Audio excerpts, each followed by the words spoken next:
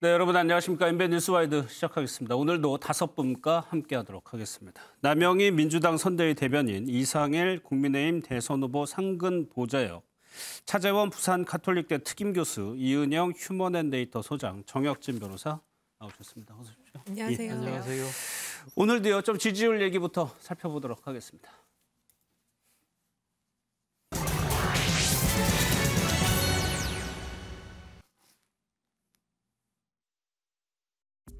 가덕도 신공항을 2029년까지 개항하고 연계 교통망을 확충하겠습니다.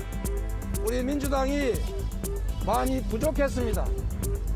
공직자의 문제 있는 행동에 대해서 우리가 수용하고 그에 대해서 책임을 충분히 져야 하는데 우리 부산 시민들이 심판하신 거 인정합니다.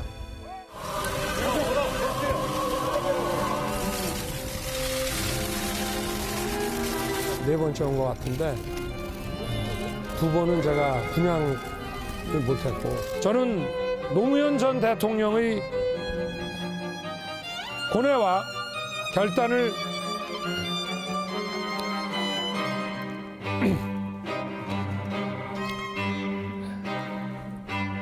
가슴에 새깁니다.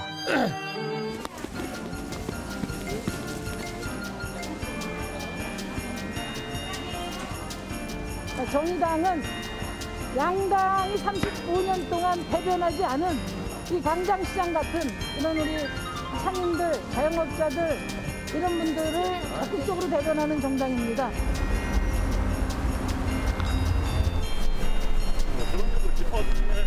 처음 출발할 때가 어렵지만 계속 꾸준히 이렇게 가다 보면 결국은 목적지에 도달하는 게 그게 달리기 같아요. 네, 대선이 이제 한 달여 앞으로 다가왔습니다. 오늘도 주말에도 후보들 바쁘게 돌아다녔는데 여론조사를 먼저 살펴볼 텐데요. 설 연휴 민심 중요하다는 얘기 자주 했었고 사자 토론회도 지났습니다. 그 모든 것들이 반영된 여론조사 결과가 나왔는데 이은영 소장님, 네. 계속 바쁘이에요. 네, 그렇습니다. 예.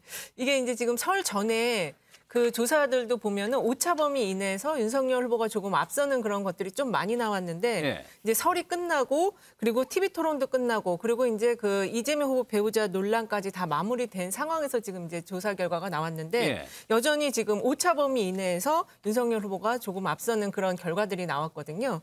그래서 결론적으로 얘기하면 TV 토론의 경우는 아직은 유권자들이 결정을 못하고 있는 표심에 반영이 안 되는 상황이다. 그리고 김혜경 그 배우자의 과잉 의전 논란은 이게 생각보다는 미미하게 후보자의 지지율에는 영향을 미치지 않고 있다. 예. 그리고 이제 여기 조사에서 중요한 게 안철수 후보 지지가 한 자리 숫자로 떨어진 게 설 전에도 나오고 지금도 이어져서 나왔거든요. 예. 그런데 그 안철수 후보의 지지율이 빠졌을 때 그게 이제 윤석열 후보로 갈 것인가 이재명 후보로 갈 것인가 그 향배가 굉장히 예. 중요했는데 지금 두 쪽 다 어느 방향으로도 가지 않고 지금 그 서던포스트 자료를 보니까 부동층이 거의 한 20%까지 지금 되게 높게 나타났더라고요. 예. 그래서 그 층이 지금 이제 마음을 정하지 못하고 있다. 이렇게 좀 정리를 할 수 있을 것 같습니다. 차재원 교수님, 이 여론조사를 종합해서 한번 해석을 해보면 예. 안철수 후보의 지지율은 조금 떨어졌어요. 그러면은 이 표심이 두 후보 중에 누군가한테 갈 것으로 보이는데 네. 그런데 두 후보는 큰 차이가 없단 말이에요.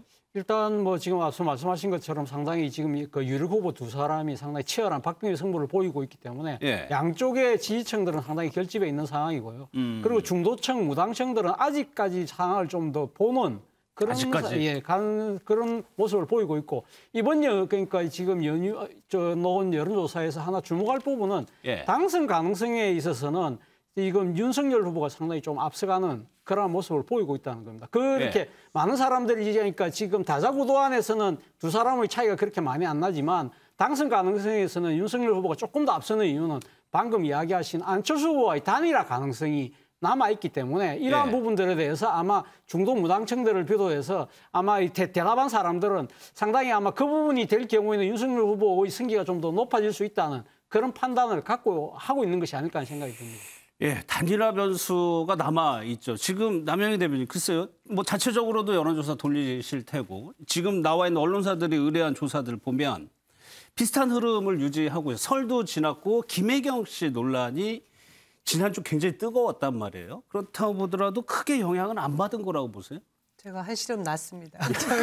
엄청난 질타를 받았던 부분이 그 캠프에서 곧바로 즉각적인 대응을 하지 않는다 이런 부분에 대해서 지지자들에게 항의를 엄청 많이 받았거든요. 그런데 이 사안에 대해서 경중을 따지기가 굉장히 모호한 부분이 많이 있었습니다. 그것은 무엇이냐면 언론에서는 계속해서 김혜경 측이라는 제목으로 많은 보도들을 쏟아냈는데 사실상 내용을 들여다보면 5급 별정직 공무원과 7급 공무원들 간에 어떻게 보면 사내 갑질 문제에 가까웠거든요. 그럼에도 불구하고 후보와 후보 배우자는 그 관리 책임에 있어서 사과를 한 부분이 있고 그런 것을 다루기가 굉장히 힘들었습니다. 그러니 이것이 결국은 설 민심 이후에 사실상 토론도 끝나고 하면 이재명 후보의 상승세로 이어질 것이라는 예상을 저희들이 하고 있었는데 그 리스크를 저희가 또 맞닿은 다음부터는 조금 좀 힘든 부분이 있었죠. 그럼에도 불구하고 지금 드러나는 여론조사 결과는 흐름에 있어서 큰 변화가 없었기에 한숨을 났고요. 그럼에도 지금 조금 전에 말씀하신 것처럼 단일화 변수는 여전히 있기 때문에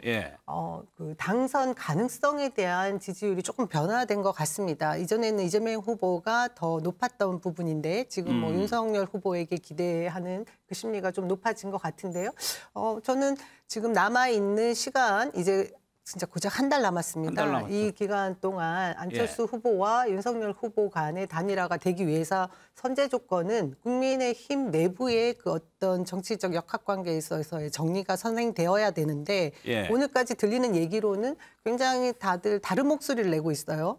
그리고 또 안철수 후보 측의 그 선대위원장이시죠. 최진석 전 교수님의 말씀을 또 들어보면 사실 살아있는 생물이다. 어느 쪽으로 단일화가 될지 모르는 부분을 저는 열어놓은 것이라고 보고 있습니다. 그렇기 때문에 이 단일화 변수가 국민의힘 쪽으로 작용할 수도 있고 또 이후에 또 우리 당과 또 뭐 어떤 식의 그 작용이 있을지도 모르는 부분이 있기 때문에 좀 더 지켜봐야 되지 않을까 싶네요. 막 나오네요. 민주당에서도. 일단은 단일화를 좀 경계하는 듯한 모습인데 한시름 났다고 얘기를 하셨어요.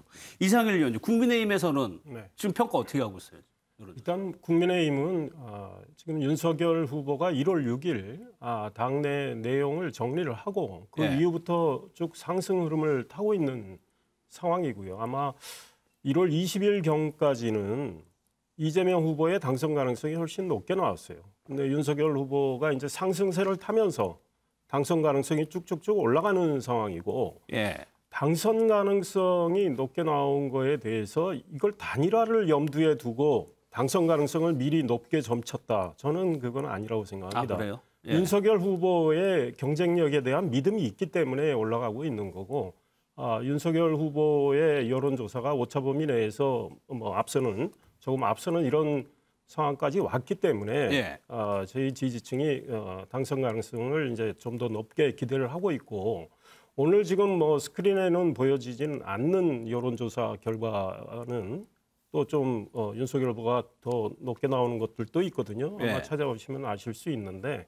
그래서 저희는 단일화를 염두에 두지 않은 상황에서도 윤석열 후보의 그 승리를 위해서 결집을 해 나가고 있다 이런 판단을 하고 있고 이재명 후보 부인 김혜경 씨와 관련해서는 아직은 우리 민심의 이 체감도가 여론조사에는 채 반영되지 않았을 수도 있다. 그러니까 지금 여론조사가 주로 3일, 4일 이루어진 결과거든요. 그런데 저도 현장에서 지역활동하면서 느끼는 것은 상당히 국민들이 이거에 대해서는 굉장히 민감하게 좀 반응한다고 저는 이렇게 생각을 하고 있고 우리 남 대변인 말씀이 5급 공무원과 7급 공무원 사이의 문제인 것처럼 말씀하셨지만 그렇게 보는 국민은 저는 뭐 민주당 빼고는 별로 없을 것 같다 이런 생각이고요. 거기서 이루어진 일들이 문자가 있고 사진이 있고 녹음 내용이 있습니다. 다 어디를 향하고 있습니까? 이재명 후보와 이재명 후보 아내, 그다음에 이재명 후보 아들에 다 향하고 있어요. 그래서 뭐 공무원 사이의 문제로 국민들은 보고 있질 않다. 알겠습니다. 그렇기 때문에 이재명 후보도 사과를 했던 거고 그다음에 그 얘기가요? 한 말씀만 더 드릴게요. 그 얘기 뒤에 다 있어요. 네, 나옵니다. 예, 예. 그러니까 한 말씀만. 또 뭐 반복하실 예. 필요는 없으니까. 한 말씀만 드릴게요.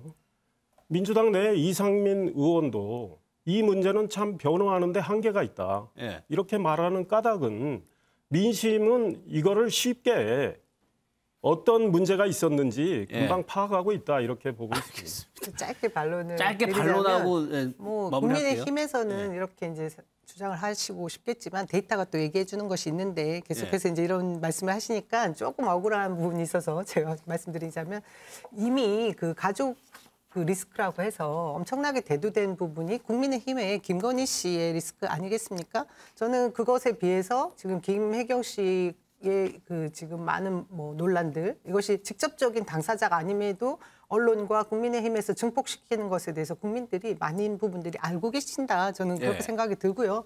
김건희 씨의 그 리스크가 결코 덜 위중하지 않다. 그런 것을 아시기 때문에 이것이 크게 아마 그 뭐 표심에 작용하지 않은 부분이 있지 않았나 그런 생각을 알겠습니다. 합니다. 뒷부분에 저희 후보 부인들 지지율까지 다 준비되어 있으니까 그때 한번 더 얘기를 나눠보도록 하겠습니다. TV 토론이 상당한 영향을 미칠 거라고 전망을 했었죠. 이 부분 한번 짚어보겠습니다. 일단 후보들의 얘기부터 좀 들어보도록 하겠습니다. 뭐 개인 사적인 내용들을 질문을 할 수 있을 것 진솔하게 제 있는 생각을 말씀드리면 되겠습니다. 아내분께서 오늘 토론을 앞두고 잘하고 오세요 그랬습니다. 딱 그다지 긴장은 안 하신 것 같네요. 긴장할 게 뭐 있겠습니까? 자, 아내분께서 혹시 오늘 토론을 앞두고 글쎄 응원 안 해주던데요? 뭐 네. 낮에 나갔다 오던데. 대통령 선거 지금부터 시작이다. 그렇게 생각하고 왔습니다. 시작이시다. 토론 뭐 오늘로 끝나면 안 되잖아요. 맞습니다. 앞으로 계속 네. 해야지. 네. 앞으로 한 30번은 해야 될 것 같습니다. 네. 토론은. 어떤 점을 좀 중점적으로 준비하신 거예요? 아니요, 저 어제는 의료 봉사 했었죠. 네, 평소대로 하겠다. 예, 그럼요. 10년을 공부했죠. 아, 그렇습니까? 10년을 했다. 그 업자를 도와준 사람과 세력은 국민의힘과 윤석열 후보죠. 저는 이게 결국은 진실이 백일하에 드러나게 될 것이다. 제가 뭘 물어보면 엉뚱한 얘기를 하니까 여기에 대한 답변에 자신이 없는 거 아니겠습니까? 주말에 뭐 양자 토론이나 이재명 후보에게 제의할 의향이 있으신가요? 아이 뭐 또 어차피 이거 시간 낭비하지 맙시다. 대통령 후보로서 책임 있게 피해자에게 사과하는 것이 필요했는데 그동안에는 그냥 뭉뚱그려서 퉁치고 넘어가는 식으로 이렇게 지금 뭐 후보 검증하기도 바쁜데 지금 부인까지 뭐 이 테이블에 올려놓기가 어렵습니다 지금. 저는 큰 기대는 안 했는데 연금 개혁에 대해서 네 사람 다 그냥 즉석에서 동의한다는 것을 얻어낸 것만 해도 저는 오늘 토론에 큰 의미가 있었다고 생각합니다. 첫 번째 TV 대선 토론회가 있었고요. 전과 후에 후보들의 인터뷰를 보셨습니다.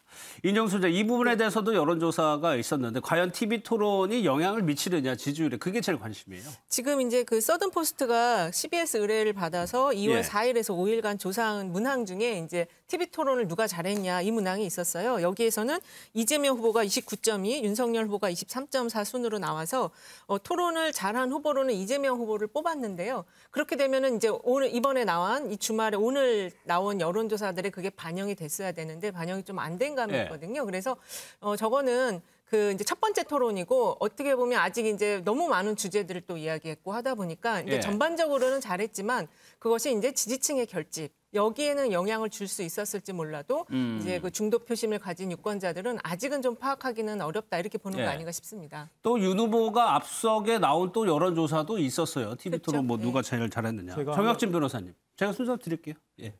정혁진 변호사님. 네네. 그러면 TV 토론이 저렇게 평가를 하더라도 후보 지지율에 대해서는 앞서 처음 해봤던 여론조사에 큰 영향을 미치지 못했다는 거는 앞서 저희가 얘기했던 것처럼 좀 더 지켜봐야 되겠느냐 이런 생각을 하는 걸까요, 유권자들이? 일단 저도 당연히 봤는데요. 뭐 시청률 역대급으로 많이 나왔다고 이야기를 했는데 제가 봤을 때는 특별히 잘했다라고 볼 만한 사람이 없었어요. 그 TV 토론회를 딱 장악해가지고 확 이끌고 가는 그런 사람이 없었고 또 양자 토론이 아니고 4명이다 보니까 뭐 이렇게 좀 이렇게 중구난방하는 그런 것들이 있었던 것 같은데 먼저 이재명 후보 같은 경우에는 제일 모든 사람들이 궁금해한 것이 대장동 관련된 것이었는데 거기에 역시나 뭐 이렇게 속 시원한 답이 없었던 것 같고 예. 윤석열 후보는 조금 뭐라 그럴까 미숙한 측면 같은 것들이 보였던 것 같고요. 그다음에 안철수 후보는 조금 소극적인 그러한 모습들이 보여가지고 저도 텔레비전 켜놓고 보다가 그냥 잠들어 버렸거든요. 예. 그런데 제가 한 가지 저희 생각한 건 뭐냐면은 전투에서 이기는 거하고 전쟁에서 이기는 건 다를 수 있겠다라는 생각이 든 게 그 대표적인 게 RE100 관련해가지고 사람들 많이 이야기를 갖다 하던데 그 관련해가지고 뭐 내가 더 많이 한다, 내가 더 똑똑하다 이러한 인상을 줄 수 있을지 몰라도 그게 뭐 그렇게까지 중요한 문제인가? 그런 거 가지고 꼬투리를 잡나? 그런 생각을 하는 사람들도 좀 있었기 때문에 예. 지난번 TV 토론은 뭐 별로 그렇게 큰 영향이 있을 정도로 예. 중요한 의미를 갖고 있는 것 같지는 않다라는 생각이 들었습니다. 이게 각 당에서 TV 토론의 전략을 세울 때 이상일 의원님께 저 질문 드리고 뭐 아까 하고 싶은 얘기 하셔도 될 것 같은데 실수를 하지 말자 이런 거에 좀 초점을 맞췄을까요? 글쎄, 뭐 저는 이제 토론팀에 참여를 하지 않고 있는데 예. 아마 다른 후보들도 그래서 어떻게 전략을 세우는지 모르겠지만 실수를 하지 말자가 우선순위에 맨 앞에 있지는 않을 것 같아요. 네. 일단은 후보가 물론 이제 상대가 있기 때문에 상대에 대해서 소위 말해서 공격하고 싶은 지점에 대한 연구는 필요하겠죠. 네. 그다음에 또 후보의 정책과 미래 비전을 또 국민들께 좀 더 쉽게 토론을 통해서 알리는 이런 또 전략이 필요한 상황이고 그런 상황에서 실수에 대해서 뭐 가능한 한 줄이는 노력을 하자 이렇게 할 수는 있지만 실수하지 말자가 우선이지는 않을 것 같다. 그리고 이제 제가 아까 말씀드리고자 했던 것은 서던 포스트 저 조사는 오차 범위 내에 있는 겁니다. 예. 그래서 아까 우리 이은영 소장님이 다른 조사에서는 또 윤석열 후보가 상대적으로 잘했다고 말씀하셨지만 그 역시 오차 범위 내에 있던 거라고 생각을 하고 TV 토론이 후보의 당락을 가를 정도의 결정적인 어떤 영향을 미칠까 이런 거에 대해서 저는 좀 개인적으로는 좀 회의적이고요. 아, 그래요? 다만 이 무당파와 중도층의 표심에는 영향을 어느 정도 줄 수 있겠다 이런 생각합니다. 그러나 TV 토론을 모든 후보들이 잘하고자 노력을 하는 까닭도 역시 무당파의 지지를 더 얻기 위해서 또 중도층이 상대적으로 그 소위 진영 논리에 좀 자유롭기 때문에 중도층의 표심은 상대적으로 바뀔 가능성이 또 있기 때문에 후보들이 이제 그런 쪽 중도와 무당파를 겨냥해서 토론 전략을 또 세우는 것도 필요하지 않나 이런 생각하고 있습니다. 오차 범위 아니면은 다 박빙이라고 이제 표현을 해야 되겠죠. 수치상으로는 앞서 있다 하더라도. 그럼 민주당에서 이 부동층을 사실 TV 토론 전부터 여론의 흐름 중에 하나는 지지층은 어느 정도 결집이 돼 있는 상황. 중요한 거는 가운데 있는 중도층을 끌어오는 거에서 TV 토론이 영향을 미칠 거다. 이렇게 이제 해석이 있었는데 남영희 대변인 TV 토론에 앞으로 한 두세 번 더 남았단 말이에요. 네. 어떤 전략으로 지금 준비하고? 저는 지금 일본의 사자 토론 1차 때도 이재명 후보는 명확하게 중도층을 겨냥한 그런 토론을 했다고 보거든요. 그것이 불꽃 튀기는 뭐 경쟁, 어떤 대단한 그 카리스마를 보여주는 그런 토론이 아니라 안정되고 무게감 있게 신뢰감 있는 그 여당의 후보의 모습을 보이는 것이 저희는 전략이었다고 생각을 하는데요. 그런 점에서 오늘 의미 있는 조사 결과가 있었습니다.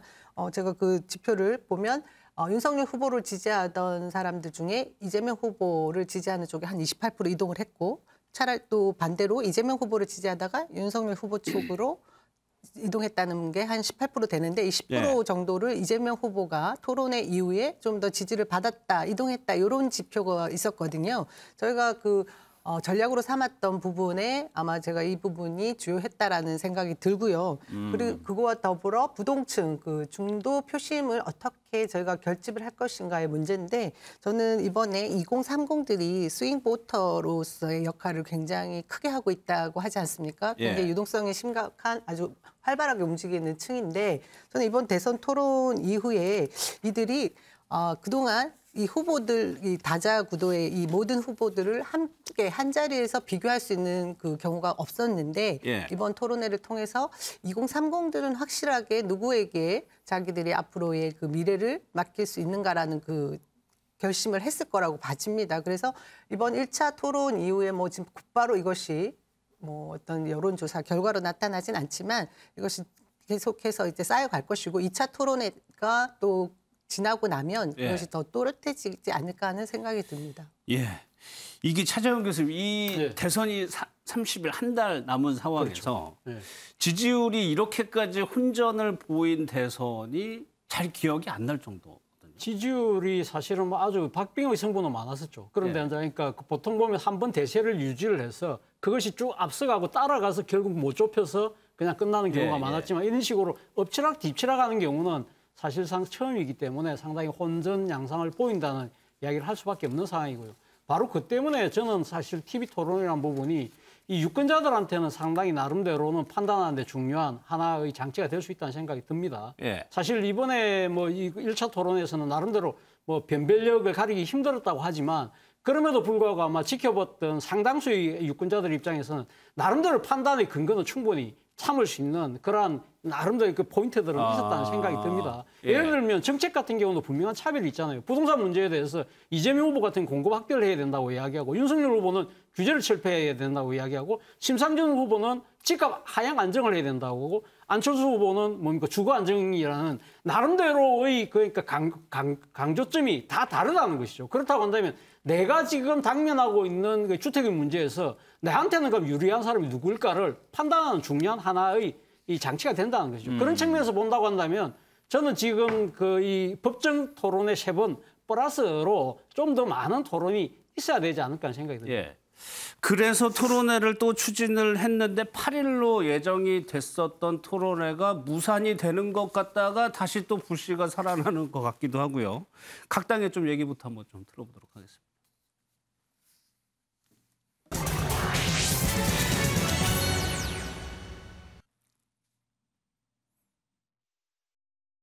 8일 예정된 4자 토론이 국민의힘의 황당한 억지 주장으로 무산되었습니다. 국민의힘은 한국기자협회가 편향적이어서 주최 측에서 빠져야 한다고 요구했습니다. 기자협회 주최 토론회를 위한 실무 논의 자리에 나와 주최자는 빠지라는 어처구니 없는 주장을 늘어놓은 것입니다. 느닷없이 주최 측은 빠지라고 요구한 것은 처음부터 토론을 할 의사가 없었던 게 분명합니다. 윤석열 후보는 아직도 토론이 두렵습니까?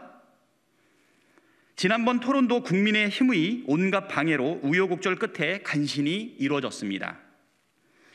갖은 꼼수로 토론을 회피하겠다는 꿈은 꾸지 말고 즉각 토론에 응하십시오.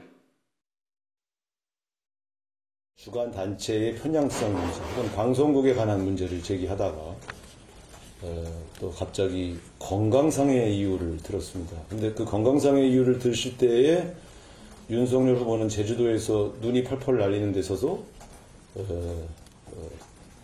일정을 강행하고 있었습니다. 그래서 많은 국민들이 온라인상에서 보면 8일이 날짜가 안 좋았다, 손 없는 날이 어쩌고 저쩌고 하는 이런 우스갯소리가 돌 정도 아니겠습니까? 여전히 날짜를 정할 때 도사님들의 조언을 받으시는 건지 참 저희가 볼 때는 약간 쓴웃음만 나는 그런 TV 토론 관련 협상이었다, 이렇게 총평을 좀 하겠습니다. 날짜를 바꾸어 제안이 왔다고 보고를 받았습니다. 건강 문제가 아니고 날짜 문제였구나. 그래서 우리가 뭐 도사님들이 날짜를 바꾸라고 그랬나 이제 이렇게 제가 질문을 드린 것도. 그래서 어쨌든 뭐 TV 토론은 가능한 한 사자가 하는 것으로 원칙을 세우고 날짜 조정을 할 수 있다, 이 정도 입장이라고 말씀드리겠습니다. 우상호 본부장의 마지막 말을 보면은 날짜는 조정할 수 있다. 그러면서 오후에 상황이 좀 바뀌게, 이상일 의원님. 국민의힘도 그렇고 윤석열 후보도 11일이면은 가능하다라고 얘기를 했어요. 예, 그에 대한 답변을 드리기 전에 지금 영상은 민주당의 입장을 말씀하는 두 분 영상만 이렇게 지금 틀어주신 까닭은 도대체 뭔지 모르겠어요. 저희가 지금 윤 후보의 입장도 지금 준비를 하고 있다고 합니다. 그러니까 이걸 나란히 저는 틀어주시는 게 옳았다. 이런 생각이 들고 윤석열 후보는 오늘 8일 좋다 이런 이야기를 했어요. 그러니까 실무자들 사이에서 오간 이야기 중에 일단 토론 주관을 한 기자협회의 문제는 분명히 지적이 됐습니다. 현재 기자협회장 김모 씨는 한겨레 신문 출신이고 이분이 회장으로 여전히 있을 2020년 총선을 앞두고 소위 열린시민당이라고 사실은 그때 비례정당, 민주당 준여당이라고 그랬죠. 그래서 지금 민주당하고 통합이 된 상황이죠. 그쪽의 비례대표 후보를 언론 세 단체에 추천해달라고 이야기를 했습니다. 그래서 기자협회, PD협회, 언론노조. 그런데 아니 왜 언론단체가 특정 정당의 비례대표 의원을 추천을 하느냐. 유착의 문제가 제기가 됐어요. 그래서 PD협회와 언론노조는 그걸 하지 않겠다고 철회를 했습니다. 근데 기자협회는 끝까지 추천을 하겠다고 해서 거기서 추천한 분이 KBS 부사장 현재 민주당 의원인 정필모 의원이에요. 이렇게 기자협회가 당시 준여당바 이렇게 이야기를 오가고 소위 비례대표 후보 추천해서 그분이 국회의원이 됐고 민주당에 이제 당적을 갖게 된 이런 상황에 대해서 문제 제기를 당연히 할 수 있다고 생각을 하고 경고의 목적으로 지적을 했다고 생각을 합니다. 그래서 또 이 공동 주관을 MBN을 포함해서 다른 종편사까지 해서 공동 주관하는 게 옳지 않느냐 이런 주장을 했던 거죠.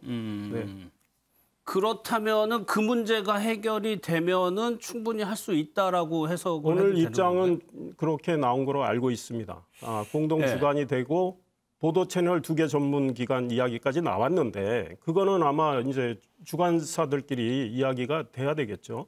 윤석열 후보는 오늘 기자들 답변에 그것만 이루어지면 내일 날 잡아도 토론에 참석하겠다. 7일 날을 잡아도 참석하겠다. 8일도 좋다 이런 입장을 밝혔습니다. 성일종 단장의 지금 바라보면 11일 토론에 참여하기로 했다는 취지. 저거는 아마 어제 상황인 것 같고 추가로 이제 협상이 필요해 보입니다. 그러니까 오늘 추가 협상이 현재 진행되고 있는지는 몰라도 추가 협상을 한다면 만약에 그런 국민의힘의 입장이 반영된다면 8일 토론은 뭐 문제가 없다고 저는 생각합니다. 일단은 오늘 발언이에요. 송일정 의원. 그러면 민주당에서도 참 이게 양자 토론을 그때 저희가 한번 기억이 있어가지고 이렇게 되면은 토론을 할 수 있는 겁니까, 방향이? 저는 이 토론의 그 내용을 통해서 어떤 지지자를 확보하고 이런 것은 참 쉽지 않다고 생각하거든요. 토론에 임하는 자세, 토론 내용에 보면 뭐 제가 볼 때 잔상이 많이 남는 게 이미지라고 하는데 그것과 더불어 지금 토론 협상 단계에서 이렇게 계속해서 여러 다른 협상 대상자들이 있음에도 불구하고 국민의힘만 무조건 뭔가 목리를 부리는 듯한 이런 태도가 결코 좋은 여론을 형성하지는 않을 것 같다는 생각이 우선 들고요. 오늘 벌써 제가 아까 여기 이 프로그램 들어오기 전에 윤석열 후보 인터뷰 내용을 저도 들었습니다. 협상하는 그 성일종 의원이나 황상무 뭐 이런 대표단들은 사실상 8일 TV 토론을 무산을 시켰는데 정작 윤석열 후보는 8일도 할 수 있다. 나는 뭐 이런 말씀을 갑자기 하시더라고요. 그러면 지금 제가 보기에는 지난번에 그 양자 토론 때도 31일을 굉장히 고집을 하셨어요. 그 전에 협상을 할 때는 설 전 연휴 전에 하겠다 이런 얘기로 협상 테이블에 앉았다가 31일로 갔다가 그 이후에 지금 또 이제 1차 토론을 잘 마치고 나서 8일 날 하자 이렇게 협상을 처음에 시작하기로 해놓고는 무슨 이유를 들어서 다시 또 날짜를 바꾸자 이렇게 들어오는 거 보니까 아까 우상호 의원이 얼핏 말씀하신 것처럼 그건 뭐 제가 볼 때 우리 민주당의 뜻은 아니고 많은 국민들이 그런 의심을 하십니다. 이것도 마치 무속과 관계된 것이 아닌가, 손 없는 날을 택하고 있는 것이 아닌가. 근데 이제 지금 저는 말씀드리고 싶은 것이 윤석열 후보 따로 그리고 캠프에서 그 실무 협상하시는 분들 따로 이렇게 하면 누가 그 날짜를 정해준다는 말인지 그것부터 해명을 해주시는 게 맞다고 생각합니다. 알겠습니다. 뭐 우상호 단장의 얘기는 뭐 근거가 있는 게 아니고 좀 공세적인 측면이 있는 말인 것 같고 짧게. 그렇습니다. 지금 우상호 의원 지금 말씀하신 이런 무속 이야기 해봐야 국민들 우습게 여긴다고 생각합니다. 국민들이 현명하게 판단하실 거고요. 예. 토론과 관련해서 실무진 차원에서는 소위 말해서 주고 당기기를 하는 수가 있는 거죠. 그러니까 이재명 후보가 지난번에 양자 토론과 관련해서 자료 아예 들고 나오지 말자.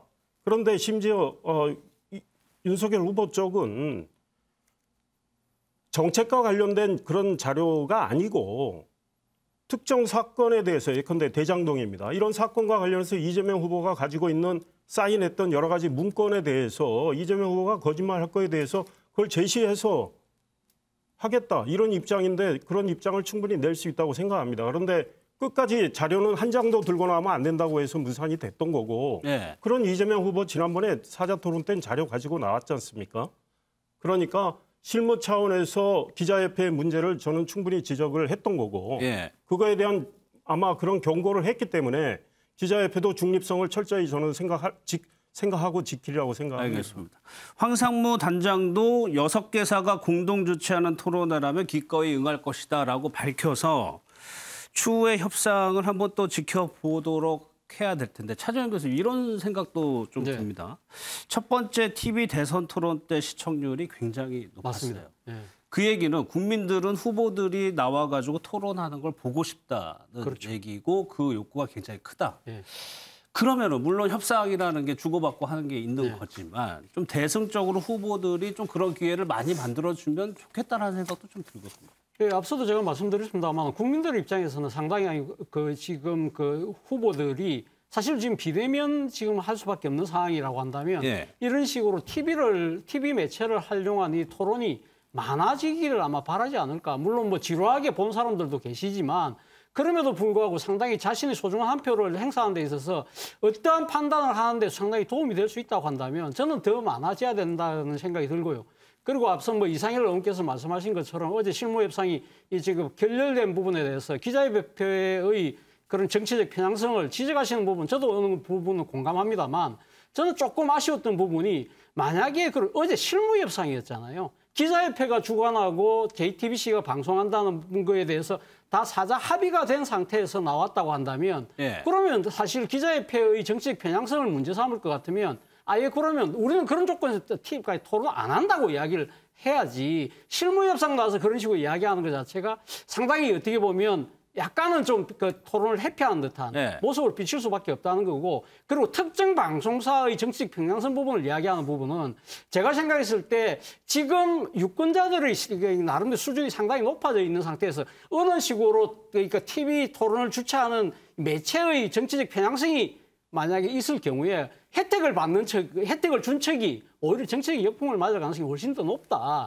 그런 측면도 안타까운 부분이고 또 하나는 지금 윤석열 후보의 지지율이 상당히 우리가 앞서 이야기했던 데 반등했다는 측면에서 봤을 때는 TV 토론을 이런 식으로 나름대로 전체적으로 원칙은 합의해놓고 구체적인 부분에서 자꾸만 뭔가를 이렇게 목리를 부리는 듯한 모습은 정치적인 약간의 오만으로 비칠 수도 있다. 그런 측면에서는 저는 오히려 국민의힘이 이런 TV 토론 부분에 좀 더 적극적으로 저는 나갈 필요가 있지 않을까 하는 생각이 든다는 거예요.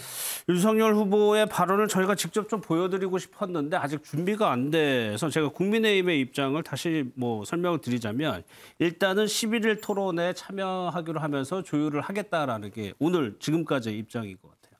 정혁진 변호사께서는 지금 최근에 양자 토론부터 해가지고 오늘까지 토론회를 두고 두 후보 측과 두 당이 이렇게 계속적으로 밀고 당기기를 하는 거에 대해서 어떻게 좀 평가하세요?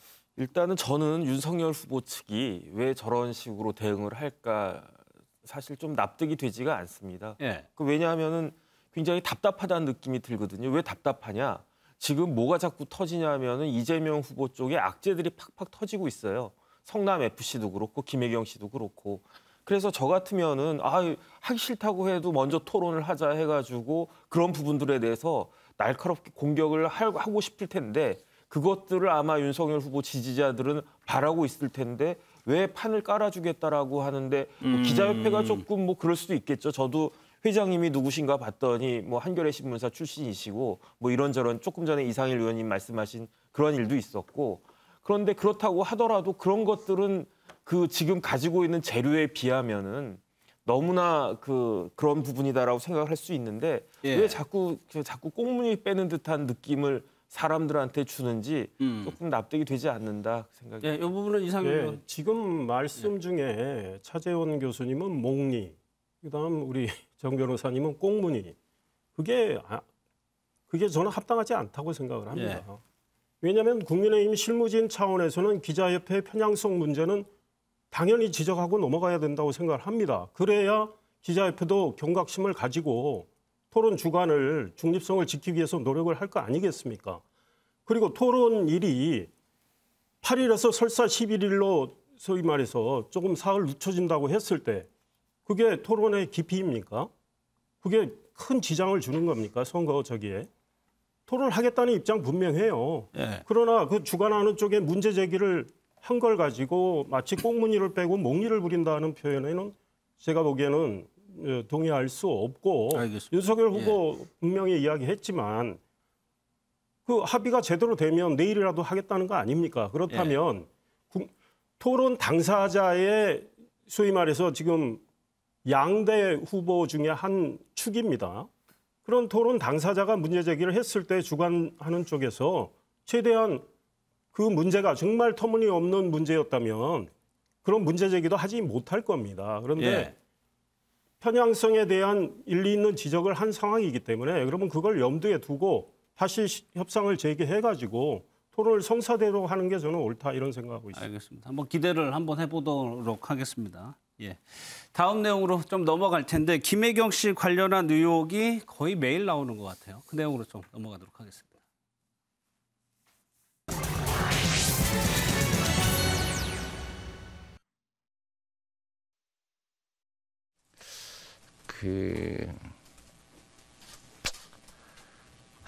참 이게 면목이 없습니다. 저희 또 공간 관리 업무를 했던 공직 공무원 중에 이런 피해를 당한 사례가 있다고 하고 또 그게 논란이 되고 있는 점에 대해서 물의를 일으킨 점에 대해서 다시 한번 우리 국민 여러분께 사과드립니다. 다 제 불찰입니다. 제가 좀 더 세밀하게 살피고 또 경계했어야 마땅한데 그게 부족했다는 점에 대해서 다시 한번 사과드리면서 어차피 이게 관련 감사 수사기관들의 수사 감사가 이미 개시됐기 때문에 그 결과에 따라서 상응하는 책임을 충분히 지겠다는 말씀을 드리고 향후에 이런 일이 재발되지 않도록 필요한 조치는 물론이고 엄정하게 관리해 나가겠다 이런 말씀을 드립니다. 김혜경 씨 과잉 의전. 과잉 의전이 아니 그게 무슨 과잉 의전입니까? 불법 황제 갑질이죠. 과잉이라니 불법을 어떻게 과잉이라고 표현합니까? 불법이죠. 불법 황제 갑질이고 불법 공금 횡령죄입니다. 무슨 용어 자체가 틀렸죠. 이 후보자의 배우자로까지 검증 범위를 넓혀야 된다고 계속 주장해 왔던 것이 민주당이기 때문에 그 입장에 모순되지 않으려면은 지금 후보자 김혜경 그 씨에 대한 여러 가지 검증에 대해 가지고 성실히 임해야 될 것이다 이렇게 생각합니다.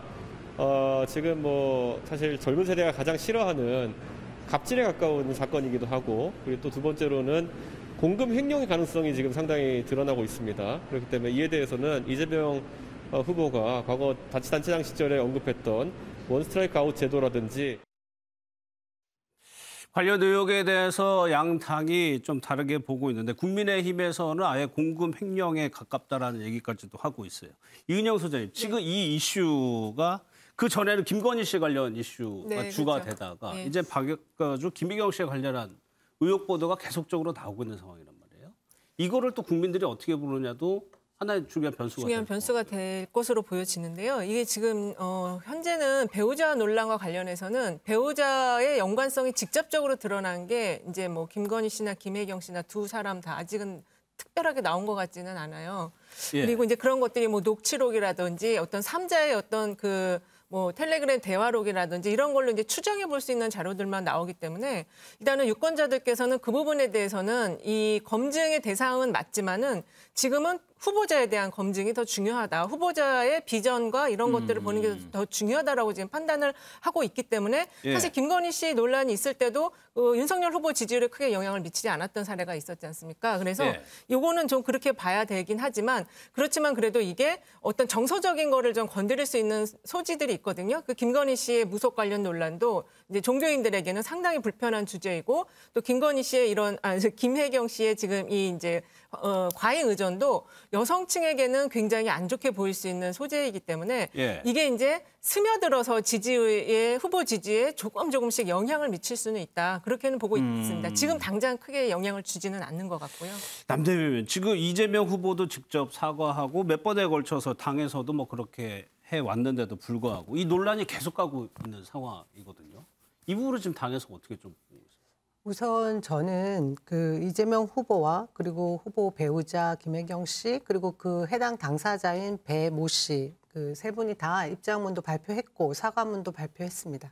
일단 그것을 전제로 해두고 저는 당의 입장이 아니라 저희는 그 캠프 차원에서는 이 문제에 대해서 접근을 굉장히 조심스럽게 생각하고 있는 부분이 어디까지가 공적인 부분이고 어디까지가 사적인 부분인가에 대한 이 모호함 때문에 어떻게 정확한 논평을 내놓기도 힘든 부분이 사실 있습니다. 그럼에도 불구하고 저는 이것이 완전히 분리되어야 된다고 생각을 합니다. 아까 이은영 소장께서 말씀하신 부분에 제가 교정을 좀 해야 되는데요.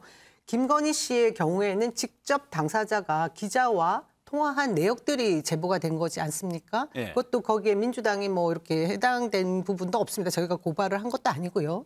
실제로 그 부분에서 내용들이 국민들에게 이제 알려진 것이고 이번에 과정에 있어서는 그 제보자라는 분 A 씨가 경기도에서 별정직으로 일을 했던 공무원이지 않습니까? 이분이 제보를 하면서 그 자신의 녹취 뭐 여러 가지 사진들을 올려놨는데 거기에 해당되는 내용들은 직접 대화를 나눈 사람은 같이 근무를 했던 별정직 5급 배모 씨밖에 없습니다. 그 어떤 녹취나 그 자료에도 김혜경 씨가 직접 등장하는 게 없습니다. 그럼에도 지금 제가 언론 보도 행태를 제가 서운하기 때문에 조사를 해봤어요. 너무나 억울해서. 근데 같은 시간, 같은 때, 뭐 이틀간이라고 치면 김건희 씨에 관련된 뭐 주가 조작건을 두고 보면 언론 조사가 한 48건 정도 보도됐다고 하면 지금 선거가 대선이 임박한 이 시점에 최근에 이틀 동안 김혜경 여사의 이 직접 관련도 없는 이 많은 내용들은 사실 184건입니다. 도대체 이게 몇 배 차입니까? 이 엄청난 보도량이 쏟아지는데 국민 정서가 어떻겠습니까? 저는 세상 사람들은 언론을 통해서 세상을 본다고 생각을 하거든요. 근데 일정 흐름을 잡아가는 부분이 분명히 있는데 여기에 제일 중요한 것이 아까 김기현 원내대표도 어떤 근거도 없는데 마치 김혜경 여사가 직접적인 황제 갑질을 한 것처럼 말씀을 하시잖아요. 이런 부분은 제가 볼 때 굉장히 아무리 상대 후보에 대해서 지금 뭐 네거티브적 요소로 이것이 활용된다고 해도 과한 부분이 있는 것이고요. 그런 부분에 있어서 저는 국민들이 이것이 진짜 제가 일반 국민들과 만나서 물어보니 이 언론 보도가 너무 과하다. 저는 이 주를 넘어가게 되면 그러고도 계속해서 이것이 이어지면 오히려 피로감이 더해져서 역풍이 불 수도 있다. 그런 생각을 합니다. 알겠습니다. 아까 김기현 원내대표에게 기자가 과잉 의전이라는 표현을 했으니까 이상일 위원님 펄쩍 뛰면서 이건 공금횡령 이런 얘기를 했어요. 지금 국민의힘에서는 어떻게 이걸 보고 계세요?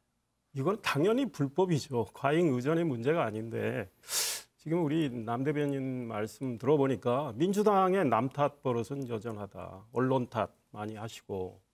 그런데 이게 어떻게 김혜경 씨하고 직접 관련이 없습니까?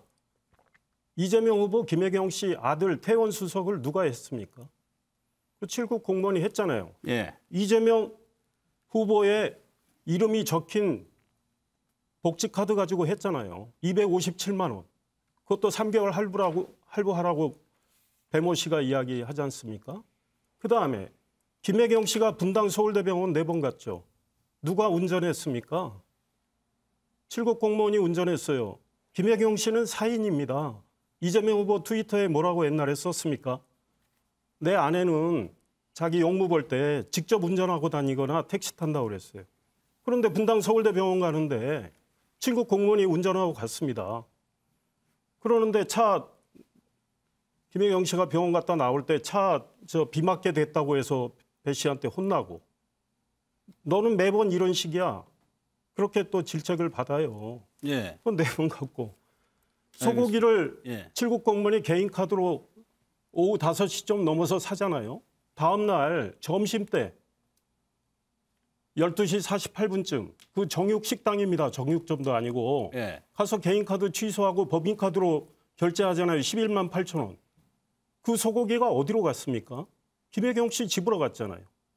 그다음에 이재명 후보 공간에 경기지사 때 그 공간에 에르메스 소위 로션 누가 사다 놨습니까? 김혜경 씨 순회동 집에 빨랫감, 양말, 옷까지 누가 다 정리했습니까? 냉장고 누가 다 정리했습니까? 이런데 어떻게 김혜경 씨가 관련이 없습니까? 예. 이거 확인하는 거 간단합니다. 배모 씨하고 김혜경 씨 주고받은 문자 확인하면 돼요. 김혜경 씨 정말 떳떳하면 휴대폰 국민 앞에 내놓으면 됩니다. 알겠습니다. 그다음에 예. 그 시점에 전화가 어떻게 오갔는지 전화 기록 내놓으시면 돼요. 그리고 추석 명절 때 제수용품, 그다음에 친지들에게 선물 배달하는 거, 이거 이재명 후보가 이걸 정말로 사비로 썼다고 하는데 사비로 썼는지 그 증거 내놔야 됩니다. 예. 지금 이상일 의원께서 쭉 의혹을 이제 나열해 주셔서 요거 반론 짧게 듣고 다른 평론가분들 얘기로 넘어갈게요. 일단 지금 뭐 하셨던 말씀들이 뭐 직접적으로 김혜경 씨와 그 배모 씨 그리고 A 씨와 연관된 것은 없다고 하지만 실질적으로 이 일들이 일어난 부분에 대해서 배모 씨가 자신의 입장문을 발표하면서 과잉 충성을 하려고 자신이 좀 욕심을 냈다라고 했던 부분은 분명히 얘기를 좀 짚고 넘어가야 될 것 같습니다. 그리고 불찰이 있었다는 거에 대해서 분명히 사과를 드렸고요. 예. 근데 중요한 것은 지금 뭐 법인카드에 대한 말씀도 하시는데 법인카드 소지자는 그 5급 공무원이거든요. 그리고 자신이 그 A 모 씨, 그 7급 공무원에게 업무를 지시했고 자신이 해야 될 일들이 될 수도 있었던 일일 수도 있는 것을 그렇게 하다 보니 법인카드를 다시 사용하게 된 부분도 있고 말씀하신 대로 뭐 빨랫감 이런 얘기 하시는데요. 저희가 어제 그 팩트 체크하면서 참 여러분들한테 굉장히 혼났습니다만 이제 김혜경 여사는 분명히 이런 거 공간 업무를 담당하는 A 씨라고 하더라도 이런 거 하지 말아달라고 누누이 얘기했다라는 얘기를 저희가 직접 들었거든요. 근데 그 배모 씨가 오랜 친분으로 예. 자신이 좀 더 자신의 직무를 더 충실하게 하는 모습을 보이고 싶어서 그런 일들까지 했다라는 얘기를 했습니다. 그래서 이런 과한 부분, 저 세밀한 부분까지 계속해서 이런 시기에 뭐 논란이 되는 부분에 대해서 분명히 송구함을 가지고 있지만 이것이 저는 국고를 탕진하고 또 뭐 어떻게 보면 주가 조작으로 인해서 개미들을 오히려 눈물 나게 했던 그런 사건보다 알겠습니다. 결코 예, 더 예. 위중하다 이렇게 말하기도 좀 어려운 부분이 있지 않습니까? 그래서 저는 예. 국민들이 이 부분에 대해서 계속해서 더 논란을 키워가다 보면 눈살을 찌푸리게 되지 않을까 싶은 생각이 요거 듭니다. 계속 하다 보면 네, 이 말씀만 더 드릴게요. 여기서 끊고 이거는 저희가 다른 사실관계와 관련된 문제입니다. 어떤 거요? 주가 조작으로 국민이 피해봤다고 말씀하시는데 책임질 수 있어요? 그런 의혹도 있지 않습니까? 수사도 있고요. 검찰이 1년 9개월 이상 그거, 수사를 하고 네, 있는데 그 아직 얘기까지. 기소조차 못하고 있어요. 혐의 확인을 못하고 있습니다. 그리고 그보다 전에 경찰이 내사했는데 내사 아무 내용이 안 나와서 이미 내사 종결한 사안입니다. 근데 이걸 누가 고발했습니까? 지금 민주당 소속인 최강욱 의원이 고발해서 1년 9개월 동안 털고 있어요. 아무것도 안 나오고 있고. 배모 씨의 경우에 입장을 냈다? 뭐 거짓말이라는 거 우리 국민은 알고 있습니다. 호르몬제 그거 내가 쓰려고 했다. 그런데 그 호르몬제는 그 7급 공무원이 왜 김혜경 씨 순회동 집에 갖다 놓습니까? 그리고 그 배모 씨가 거기 가서 가져왔다는 건데 그게 말이 됩니까? 그로부터 한 달 뒤에 김혜경 씨는 분당 서울대병원에 가서 그 똑같은 호르몬제 처방받아 왔잖아요. 그때 예. 운전도 7급 공무원이 했어요. 그러면 국민들이 이게 거짓말은 금방 알아요. 그리고 알겠습니다. 김혜경 그거는 씨는 상시 국민들 조력을 판단으로 넘기고 저희가 받지 단정지어서 않았다고 얘기를 했는데 제가 조금 억울한 게 지금 이 배모 역시 씨가 거짓말로 직접 본인이 보여요. 해명을 한 부분도 상시 이렇게 거짓말이라고 우기시지 않습니까? 하지만 도이치모터스 주가 국민들은 조작에 거짓말로 보고 가담했던 모든 있다는 사람들은 거죠. 5분이나 구속되어 있음에도 불구하고 여기까지만 할게요. 김건희 씨 예. 배우자는 남 대변인, 검사의 부인이라는 이유로 여태까지 여기까지만 소환 조사 한 번 안 되는 아니, 것에 현 대해서 검찰이 어떤 국민들이 검찰입니까? 굉장히 법감정이 좋지 않습니다. 여기까지만. 차장님 그래서 검찰이 저희가 여기서 어떤 이렇게 떠드는 검찰이에요? 것은 맞지 않다고 봅니다. 잠시만. 김호수 여기까지. 검찰이 지금까지 수사하는데 어떤 네. 혐의도 지금 발견 못하고 있지 않습니까? 충분히 다 각 당의 의견을 저희가 들은 것 같으니까 차정희 교수 이 네. 사건의 핵심을 한번 요약을 해보면 네. 돈을 지불할 때 카드 결제를 할 때 이게 사비냐 공급이냐가 네. 하나 있을 것 같고 그렇죠. 배모 씨가 했다는 행위가 김혜경 씨나 이재명 후보하고 직접적인 연관이 있느냐 없느냐도 중요해 보일 것 같고요. 쟁점은 뭐라고 보세요? 일단 뭐 카드 부분에 대해서는 일단 뭐 경기도에서 감사를 한다고 하니까 그리고 또 지금 또 시민단체 고발을 했기 때문에 수사를 할 거 아니겠습니까? 예. 그렇다고 한다면 감사나 그 수사의 결과에 또 보면 알 수는 있을 것 같고요.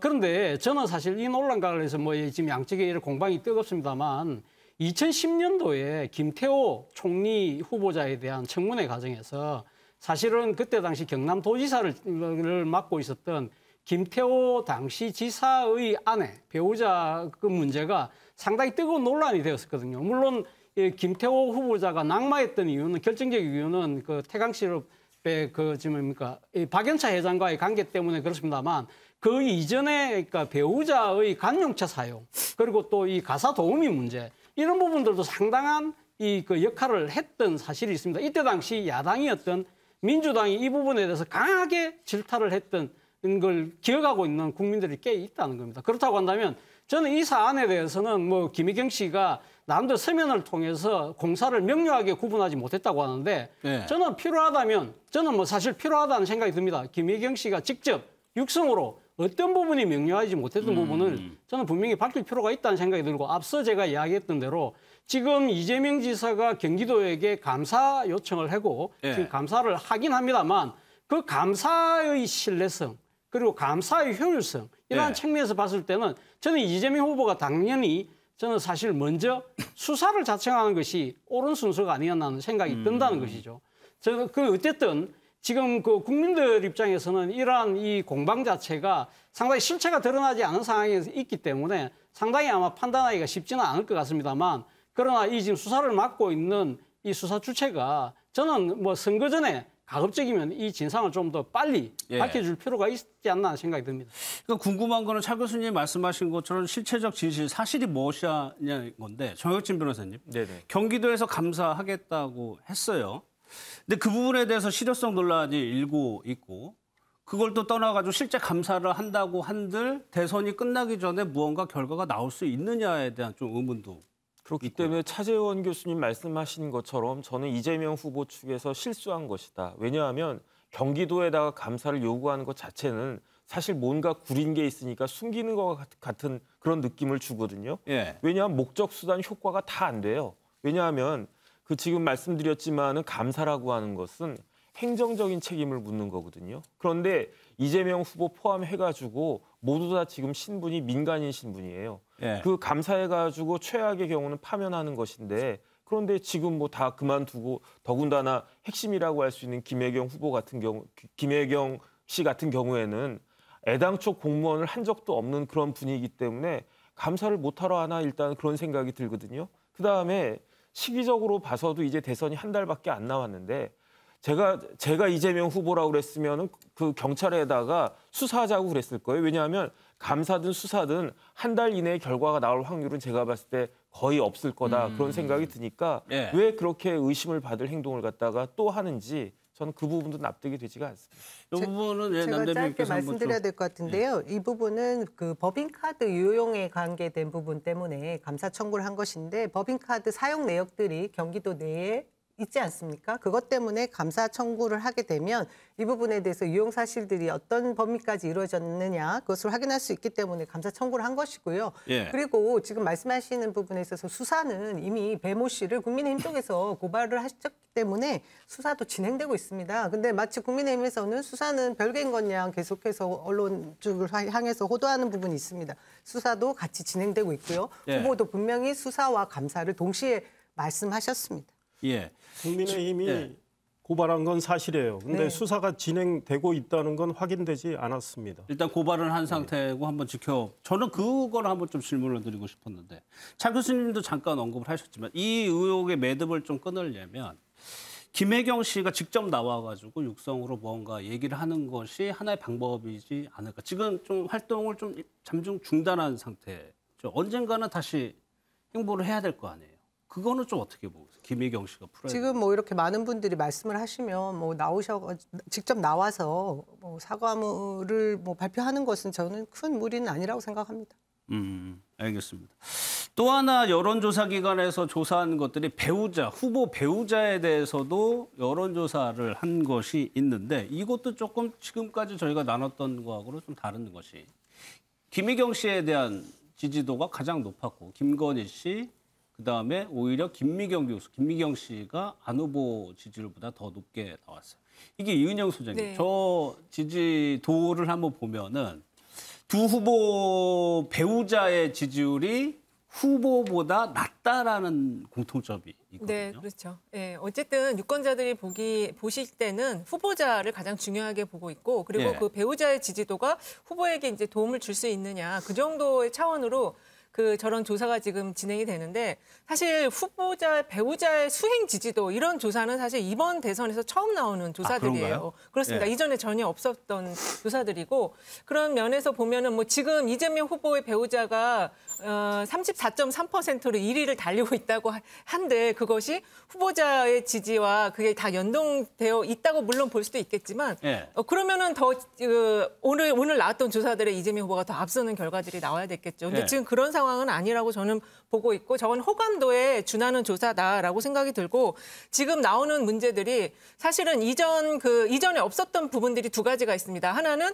그 보좌진들 안에서의 그 갑을 관계, 이게 있는지 없는지 그동안은 사실 없었던 걸로들 많이 생각했는데, 이번 사안을 보면서 보좌진 안에서의 갑을 관계가 있다. 그리고 그거는 그 위에 계신 수행을 받는 분들이 좀 고려를 해야 될 부분이라는 점이 있고요. 예. 그리고 지금 배우자에 대한 어떤 기준이 없어요. 사실 그 경기도에도 보면은 그 광역단체장의 배우자들은 굉장히 많은 그 역할들을 수행하고 일정 공식, 비공식 일정을 많이 수행하는데, 그거에 대한 기준이나 규정이 전혀 없더라고요. 그래서 그렇기 때문에 이제 공사 부분이 이렇게 엇갈리는 이런 문제들이 발생을 하는 것이거든요. 예. 이런 부분은 사실 국민의힘 안에서도 김건희 씨도 이런 부분을 파고 들어간다면은 결코 자유롭지 않고 국회의원들 모두도 다 자유롭지 않은 주제이지 않을까. 그래서 이번 기회에 이런 배우자에 대한 어떤 규정과 기준이 좀 마련될 필요가 있다라는 생각이 듭니다. 알겠습니다. 이상일 의원께 이거 하나 여쭤보려고 했어요. 오늘 원희룡 본부장이 김건희 씨 관련해가지고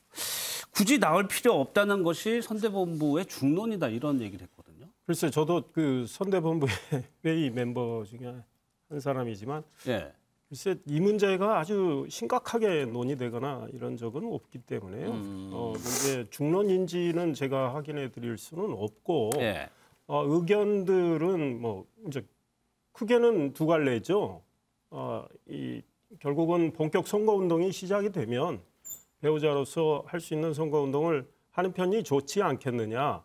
많은 문제들이 그동안 뭐 여러 가지 제기된 의혹들, 뭐 해명된 것들도 꽤 있고, 또 본인이 부족했던 거, 불찰했던 거에 대해서는 사과를 했던 이런 상황이기 때문에 배우자로서 활동하는 게 좋겠다는 의견이 있는가 하면 조금 좀 더 신중하게 생각해 보자, 이런 양대 의견이 있는 것 같고요. 그래서 예. 어느 쪽으로 가닥이 잡힐지는 제가 지금 현 순간에 저도 모르겠습니다.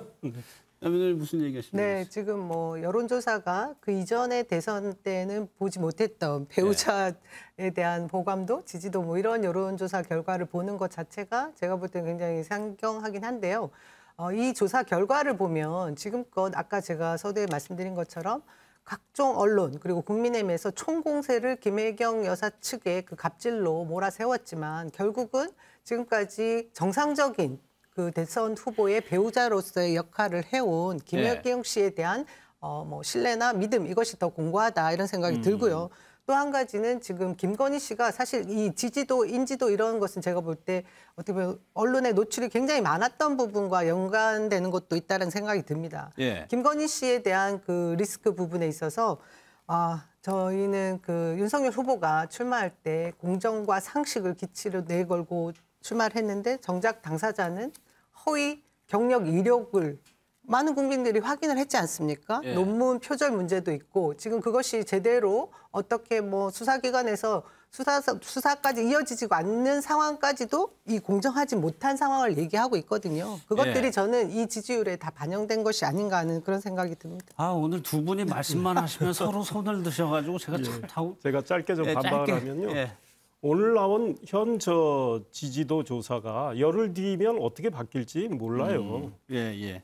김혜경 씨 문제는 계속 나올 것 같아요. 왜냐하면 이 7급 공무원이 작년 3월부터 9개월 동안 다 녹음도 하고 사진, 자기가 한 일상생활의 한 일이 공무원으로서 한 일의 90%는 김혜경 씨 뒷바라지라고 했던 거 아닙니까? 그런 것들이 앞으로 계속 나온다면 민심은 달라질 수 있고 오늘 저는 사실은 개인적으로 좀 어이없다고 생각했던 것이 이재명 후보가 부산에 가서 이런 말씀을 합니다. 오거돈 전 시장 문제에 관한 이야기입니다. 그런데 공직자의 문제 있는 행동에 대해서 충분히 책임지지 못했다. 민주당이. 근데 이거 이재명 후보 본인한테 적용될 문제라고 저는 생각하고 봉하마을 가서 또 이런 말씀해요. 노무현 전 대통령 이야기하면서 반칙과 특권 없는 세상 만들겠다는데 김혜경 씨의 이 문제, 그다음에 이재명 후보하고도 관련된 문제예요. 본인도 에르메스 화장품 문제도 다 있고 본인의 카드 문제도 있고 그러니 이게 공직자의 기본 태도와 반칙과 알겠습니다. 특권과 해당되는 걸로 국민들은 생각할 가능성이 매우 커요. 앞으로 많은 관련된 내용들이 추가로 드러날 경우에 민심은 어떻게 달라질지 모릅니다. 짧게 하신다더니 또 한참 또 하셨어요. 이거 차재원 교수님께 한번 마무리 질문 하나 드릴게요. 특이한 현상입니다. 후보 본인뿐만 아니라 가족들, 배우자까지 언론의 취재가 집중되고 저런 조사까지 하는 이번 대선의 특이한 점이에요. 아무래도 이번 대선이 비호감 대선이라고 그러잖아요. 그러니까 그 비호감의 가장 큰 이유가 일종의 수신 제가의 문제.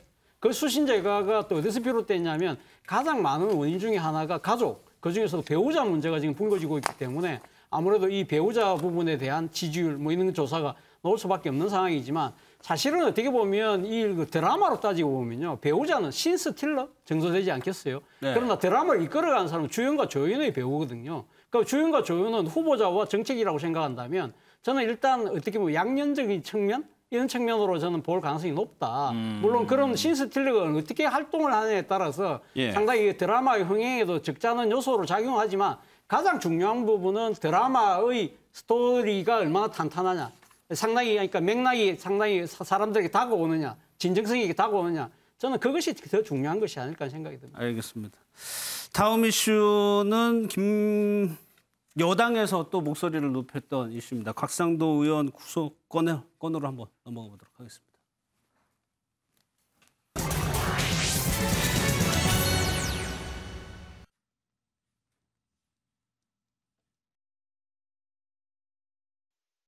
새로 공개된 녹취록에서 김만배 씨는 나는 윤석열이 하고도 욕하고 싸우는 사람이라고 주장했습니다.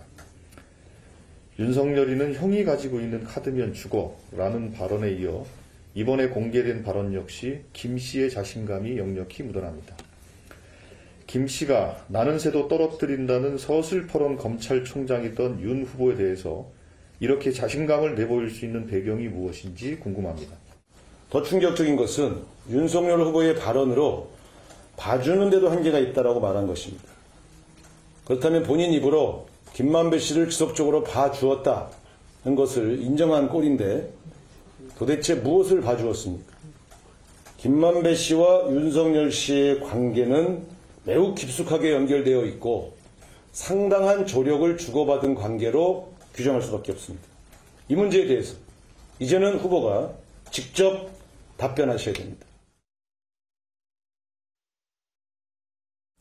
민주당의 황당한 저런 떠넘기기, 그런 없는 거 지어내기, 그런 선전선동은 국민들이 다 아실 거고요. 곽상도 전 의원 하나를 가지고 국민의힘 게이트라고 하는데, 아니 이 대장동의 도시 설계와 집행이 누구 손에 의해서 이루어졌습니까? 지난번 TV 토론 때도 보니까 과거에 본인이 시장도 되기 훨씬 전에 이걸 공공개발로 하느냐, 민영개발로 하느냐, 이런 얘기들이 오갈 때 거를 가지고 끄집어내서 엉뚱한 소리를 하던데, 확실하게 민주당 시장이 설계해서 집행한 일이면 그 책임의 규속을 정확하게 가리고 현재 그 천문학적인 6,400억이 넘는 돈들이 현재 어디에 누구 호주머니로 가 있는지 정확하게 조사를 해야 된다고 저는 봅니다. 이 부분은 토론에서도 굉장히 뜨거운 논쟁이 됐었죠. 정 변호사님, 이게 네. 곽상도 의원 구속되는 게 두 번째 청구해가지고 된 거란 말이에요. 네네. 어떤 점이 작용을 한 겁니까? 그래서 작년 11월 29일 날 영장이 청구가 됐는데 예. 12월 1일 날 기각이 됐거든요.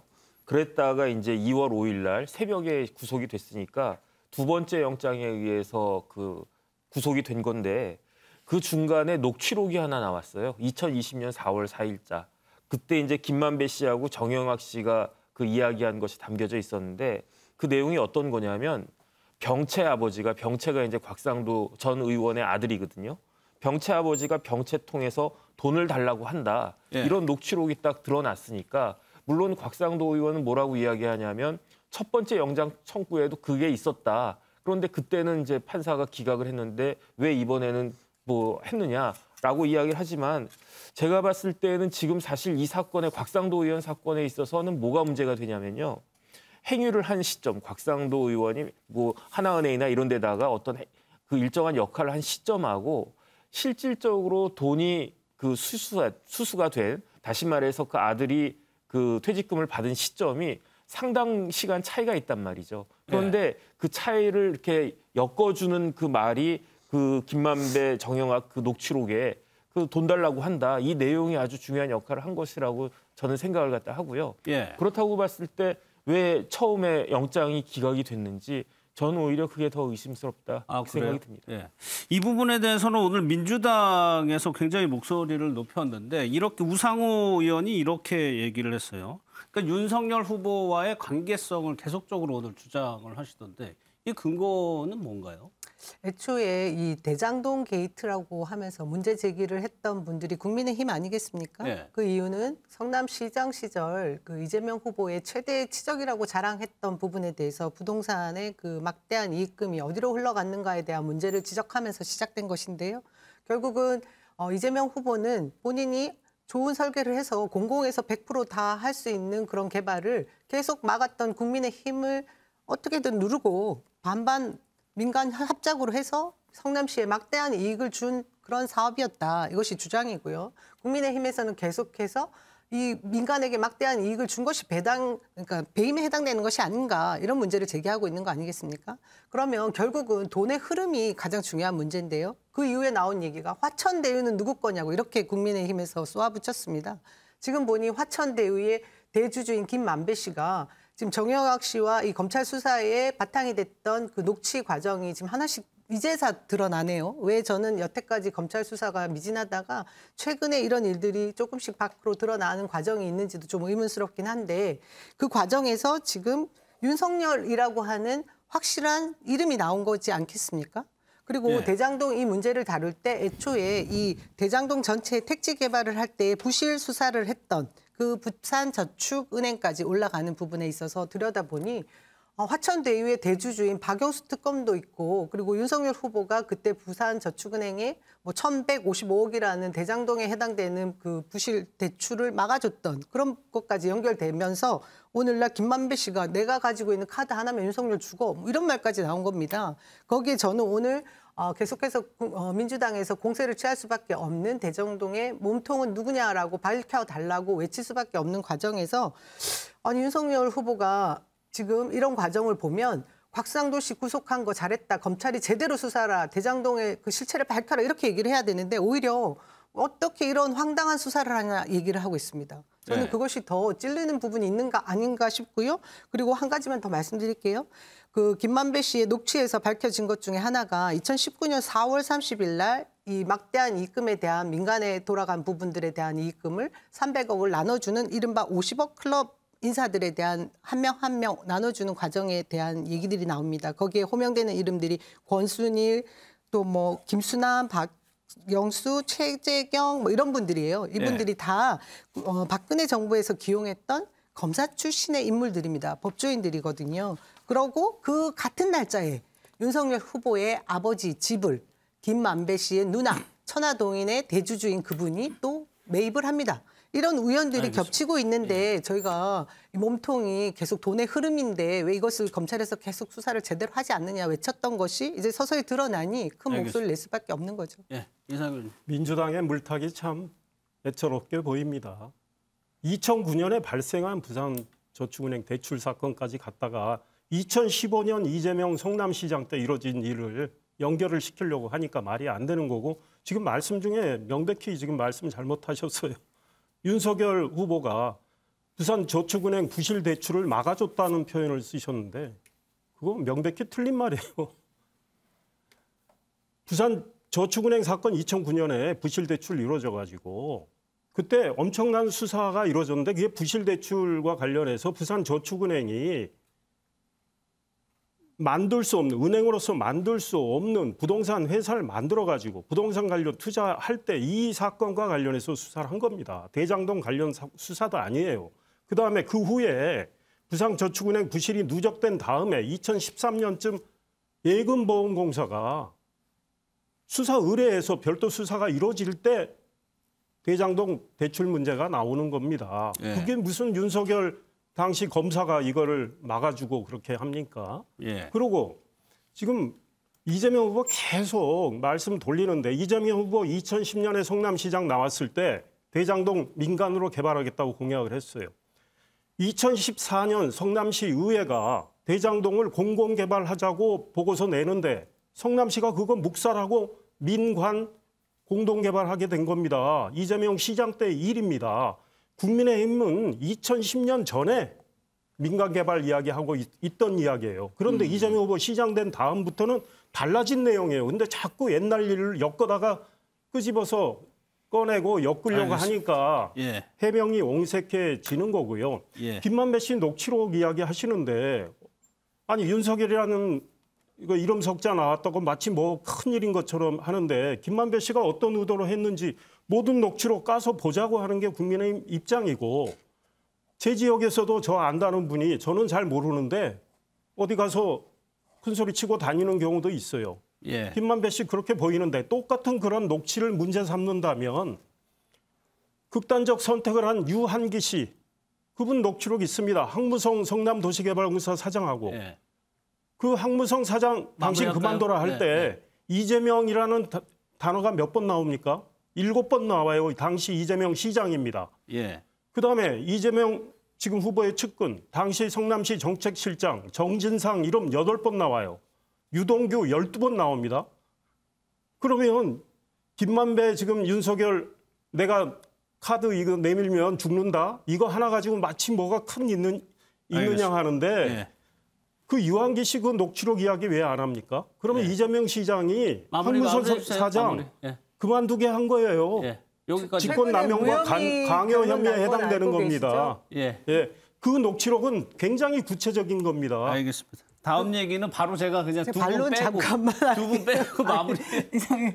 보좌관님, 아니 저희 말씀하신 그 유한기 씨의 그 녹취 관련된 부분에 대해서는 무혐의 처리됐고요. 거기에서 그 무혐의가 그 이상한 어디에도 거죠.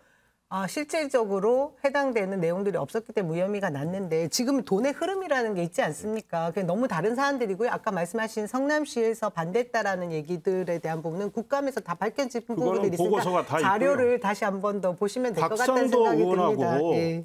문재인 정부에서 그 당시 중앙지검장 하던 그리고 네. 나중에 검찰총장 하던 윤석열과 무슨 관계가 있습니까? 알겠습니다. 그 관계성을 하나도 제시하지 못하면서 특검하죠, 뭐 그러고 특검하자고 있고 하지 않습니까? 예. 그다음에 유한기 씨 그 녹취록이 어떻게 이재명 지금 후보에 대해서 조사 한 번 안 하고 검찰이 무혐의 처리했습니다. 정진상 딱 한 번 불렀어요. 그리고 무혐의 처리해서 지금 많은 언론이 문제 제기를 하고 있고 재조사가 필요하다고 문제 제기하고 있는 거 아닙니까? 예. 굉장히 첨예한 문제가 유독 많이 이렇게 나오는 건가요? 최근에 사장 교수님 대장동 뭐 문제도 그렇고 김건희 씨, 김미경 씨 문제도 그렇고 이것들이 지금 굉장히 뭐 각당이 첨예하긴 한데 중요한 건 실질적으로 유권자 마음을 움직이느냐 여부인 그렇죠. 것 같아요. 결국은 뭐 여러 가지 의혹들이 있습니다만 뭐 특검이나 제대로 된 수사가 안 되고 있는 상황에서 실질적 진실이 드러나고 있지 못하기 때문에 예. 양쪽의 상당히 그러니까 자신의 이게 유리한 쪽으로 좀 모든 걸 해석을 해서 이야기할 수밖에 없는 그런 상황이라고 한다면 국민들 입장에서는 좀 더 객관적인 아마 이 기준이 필요할 것이다. 바로 그런 측면 때문에 아까 제가 말씀드린 대로 저는 TV 토론이 법정선거 토론 이외에도 좀 더 많아져서 그 네. 과정을 통해서 유권자들이 갖고 있는 정책과 비전을 그 국민들이 비교 분석할 수 있는 그런 기회가 저는 좀 더 많아졌으면 하는 바람입니다. 알겠습니다. 저는 사실 이거 단일화 좀 하나 여쭤보려고 했는데 이상일 의원께 자강론이 있고요. 원희룡 본부장 같은 경우는 때가 왔다라고 얘기를 하고 있어요. 여러 가지 의견들이 뭐 당 안에 있겠죠. 네, 그렇습니다. 그런데 권영세 본부장도 분명히 밝혔듯이 지금 선대본부에서 이 문제를 진지하게 단 한 번도 논의한 적이 없습니다. 아, 그래요? 이 단일화 문제에 대해서 정권 교체를 원하는 국민들의 그 마음은 저희들이 잘 헤아리고 있고요. 이 문제는 또 중요한 전략과 관련된 문제이기 때문에 사실은 신중한 지금 접근을 이제 저희들은 하고 있다 이런 말씀을 드립니다. 이은영 소장, 이게 막판에 지지율에 영향을 미칠 거 아주 크게 보일 수 있는 게 글쎄 단일화, 유일하게 남은 게 좀 단일화인 것 같거든요. 단일화고 이제 TV 토론도 역시 그 영향을 미칠 걸로 보여지는데요. 단일화가 지금 사실은 이제 안철수 후보의 지지율이 조금 소강 정체로 감으로써 동력은 좀 상실한 면이 있어요. 그렇지만 어쨌든 아까도 이제 당선 가능성을 얘기했는데 지금 이제 유권자들이 지금 두 분 오늘 발언을 길게 하시면서 공방을 벌였었는데 이런 공방을 계속 보면서 후보를 지금 선택하기가 굉장히 힘든 상황이다 보니까 대세론에 편승하려는 그런 흐름이 좀 있거든요. 그러다 보니까 이 이제 단일화가 잘 되면 그쪽으로 새가 더 가겠구나 이러면서 그럼 나도 그쪽으로 지지를 보내줘야지 이런 마음이 좀 있는 것 같아서 당선 가능성이 과거에는 선행 지표였는데 지금은 이런 여러 가지 분위기를 보면서 후행 지표화되는 그런 좀 변화가 있고요. 그리고 지금 이제 안철수 후보와의 윤석열 후보와의 단일화를 중심으로 많이 얘기하지만 최근에 저희가 빅데이터 분석을 해보니까 김동연 후보와 이재명 후보가 그 양자 토론을 했을 때 그때 그 빅데이터가 이재명 후보에게 긍정적 영향을 주는 게 굉장히 좀 폭증한 사례가 있었거든요. 그래서 이 두 쪽의 단일화를 다 같이 봐야 된다 이렇게 말씀드릴 수 있겠습니다. 알겠습니다. 대선이 한 달밖에 남지 않았습니다. 이번 주도 한번 지켜보도록 하겠습니다.